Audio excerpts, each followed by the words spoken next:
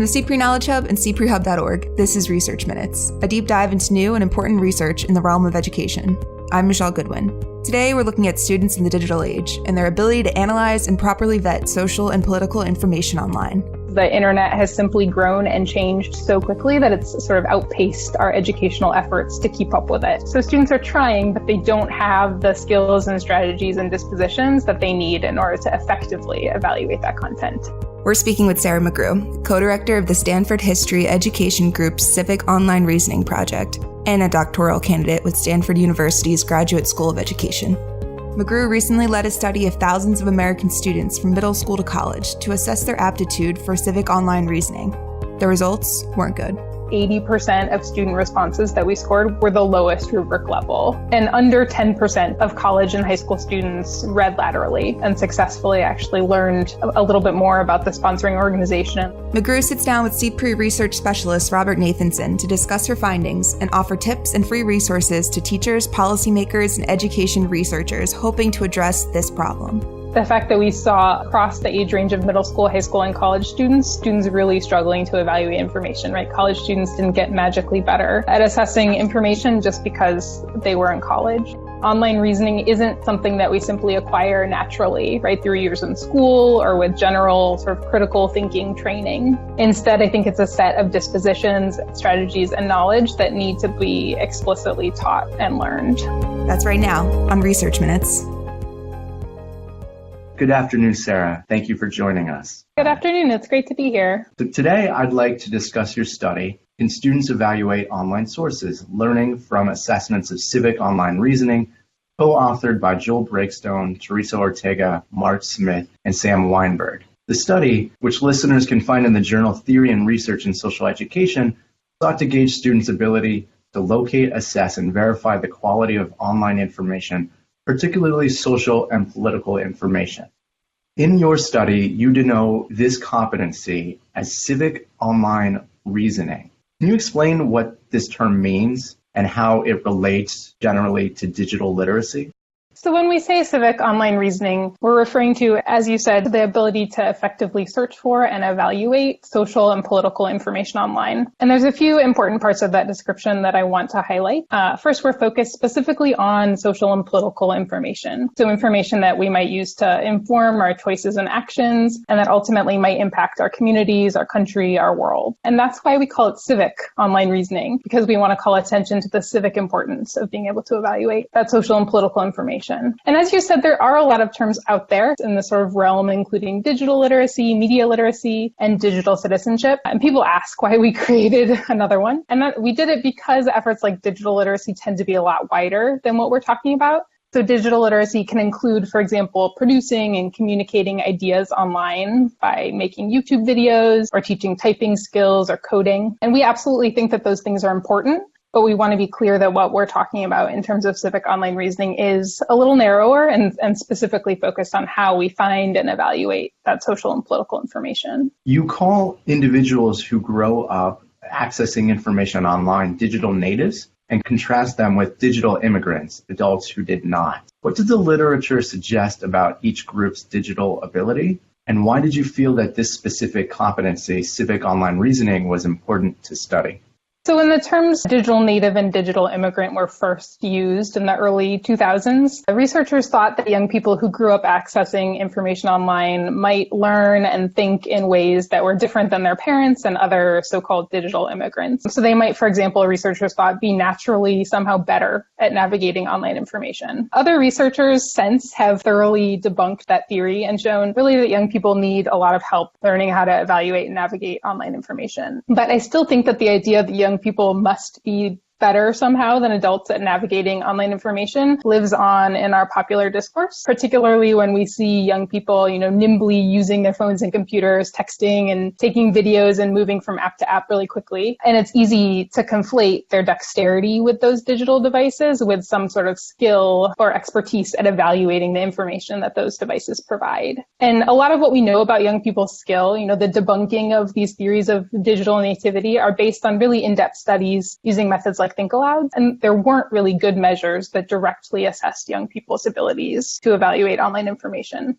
So we started to design those short assessments, mostly in order to, we hope, to create useful tools for teachers to use to get a sense of how their students could evaluate online information. So they could see what their students already knew and could do as they evaluated digital content and sort of use that as a starting place for teaching. I find that really interesting that even though we live in a far more digital world, the skills to effectively evaluate content hasn't necessarily increased across generations. So given the nature of this problem, how did you create a study to examine civic online reasoning? So this study is based on student responses to those short assessments of civic online reasoning that we began developing about 4 years ago. Our assessments show students actual online content. In some assessments that are paper and pencil, we show students just the top of an article or a conversation on Facebook that's sort of reproduced on paper. Other assessments direct students to evaluate websites or ask them to do open web searches and then to answer a question or two about what they found. Thousands of students in a diverse array of public and private schools in 12 U.S. states completed versions of those assessments as we piloted and revised them. And then once we were confident, based on those rounds of piloting, that the assessments tap the constructs that we intended them to, we administered the final versions to a larger group of students. And this study is based on that final administration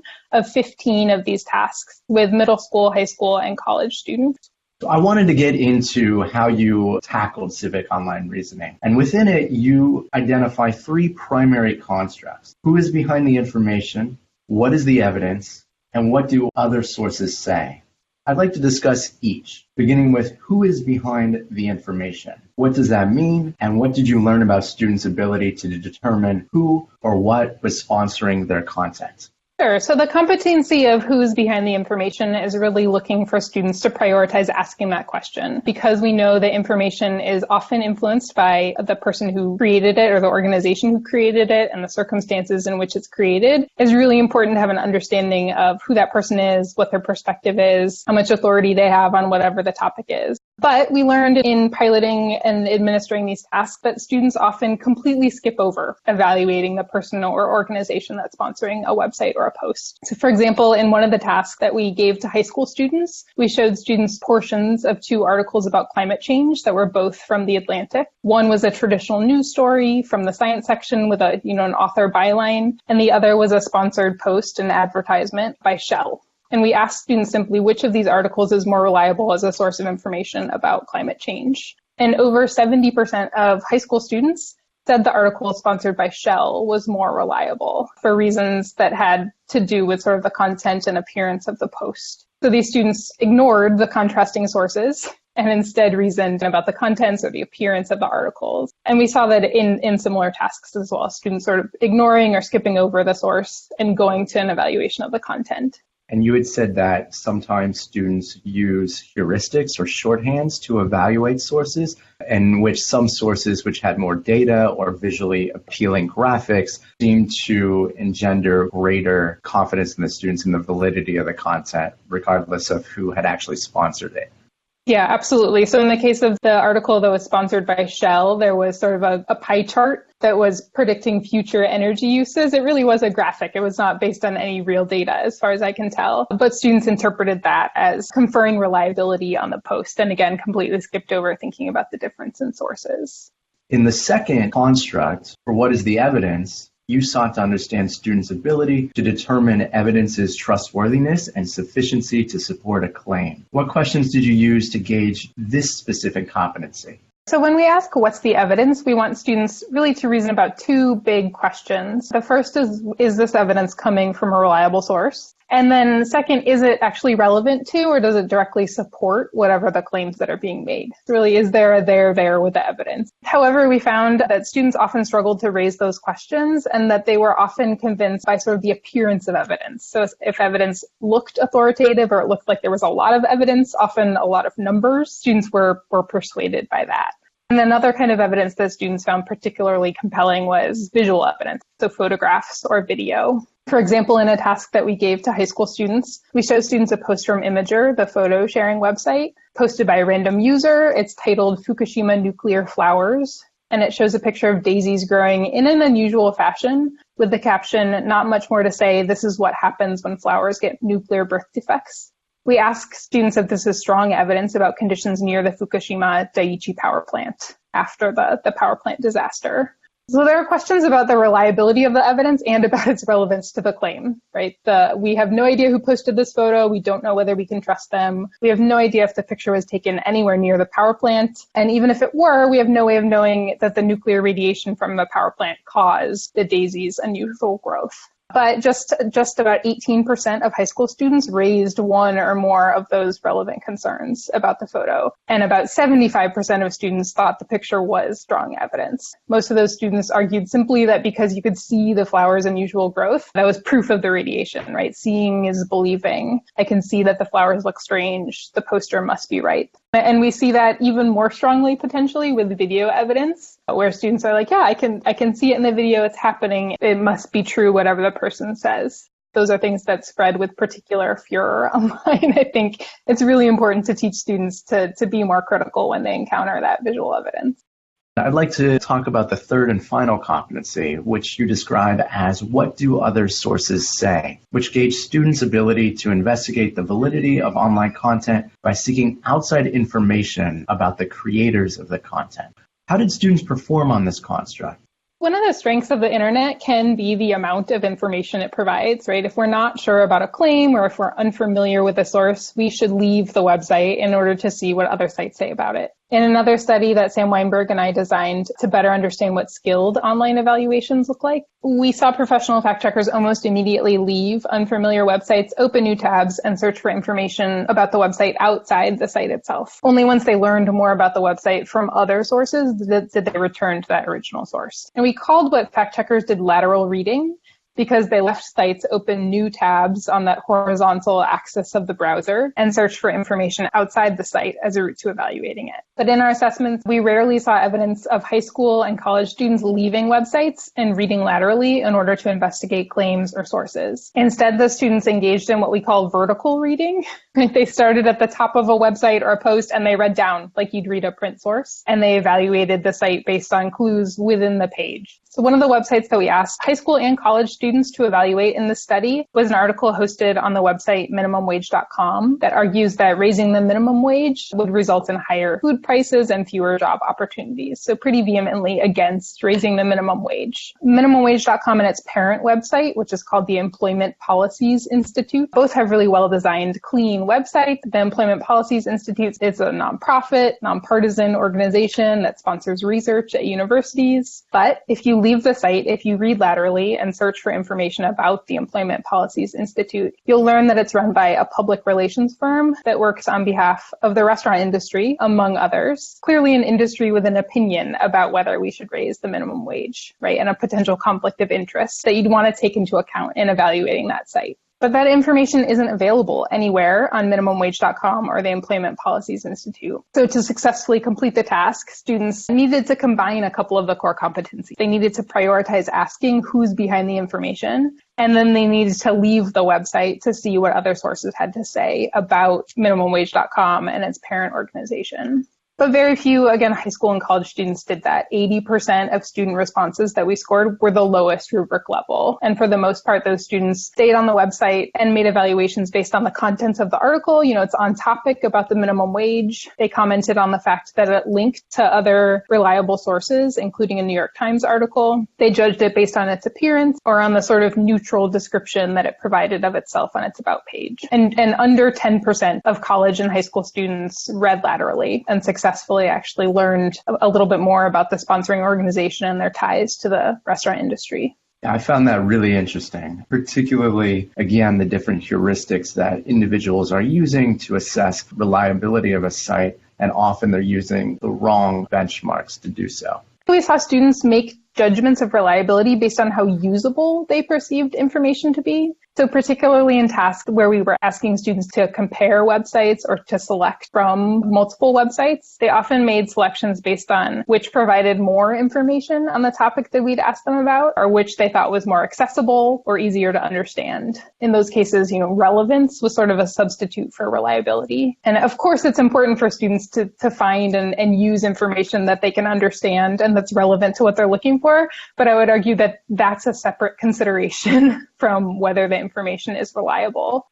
So Given all that you've found, what would you say are the major takeaways from your study? And what future research might you have planned in the area? I think the clear takeaway for us is that students need more support learning to reason about online information. And I think that schools, as part of their sort of civic missions, need to provide that support. But I want to be really clear that I'm not blaming students for struggling. I think in a lot of ways, the internet has simply grown and changed so quickly that it's sort of outpaced our educational efforts to keep up with it. Students tried to evaluate information. As part of our assessment development process, we did think alouds with middle school, high school, and college students where we sat down, asked them to complete the assessment and then to tell us about their thinking. And students engaged in really complex explanations, really thorough explanations of the reasoning and the conclusions that they drew. And yet they were often relatively unfounded. So students are trying, but they don't have the skills and strategies and dispositions that they need in order to effectively evaluate that content. So most of my efforts right now are in developing and testing curriculum to teach students civic online reasoning. And those lessons are built around the core competencies. So we're trying to help students develop sort of the dispositions to ask those questions of who's behind the information, what's the evidence, and what do other sources say, and then teaching some specific strategies like lateral reading to help students investigate those questions. And then also along the way, we realized that knowledge plays a really big part in all of this, right? Knowledge of sources, knowledge of political issues sometimes, and that those things need to be explicitly developed along the way. We're also considering what teacher education looks like for both pre and in-service teachers. Our study looked specifically at how students performed, but we know that adults also need support. So we need teacher education that helps teachers themselves learn those strategies for evaluating online information and also helps them develop approaches to teaching their students how to do the same thing. Yeah, it's fascinating and very important work, particularly these days. One thing that I really liked about your study is that it covers a vital topic as we increasingly use digital mediums to review information and news and to also engage socially. It's also quite topical, particularly with ongoing disinformation attempts and the widespread use of the fake news label. What are the implications of your results within this context? I think the case has sort of been made for us in the last couple of years, for better or worse, that the information we see online can affect how we view an issue or can change a decision that we make. And that's whether we're searching for information on a ballot initiative, as I was just before the last election, or simply scrolling through our Facebook feed and seeing political or social posts from our family and friends. When people struggle to evaluate that online content, they risk trusting dubious information and making potentially decisions or taking action based on it. And because we live in a democratic society, our fellow citizens' online reasoning can affect all of us. So our ability to find reliable information can really strengthen our society, right? As the internet offers access to a wider variety of sources and allows us to sort of connect across time and space. But if we're unable to distinguish truth from falsehood, then it can, I think, weaken over time the quality of our decisions and our ability to advocate for our own interests. I think our study also shows that patently fake news is only a small part of a larger landscape of online mis and disinformation. Right, the conversation has been dominated by this fake news term, but we want people to be able to evaluate information far beyond just fake news. So the website on minimumwage.com, for example, is not fake news, right? It's a real website, it's real content, but we want people to understand where that information is coming from, whose interests it potentially represents. And so you suggest several potential pathways towards improving civic online reasoning and digital literacy more generally. How might teachers or other practitioners facilitate the development of this competency? How could policymakers support this work? The first thing I would say is that civic online reasoning and those core competencies that we've talked about need to be explicitly taught.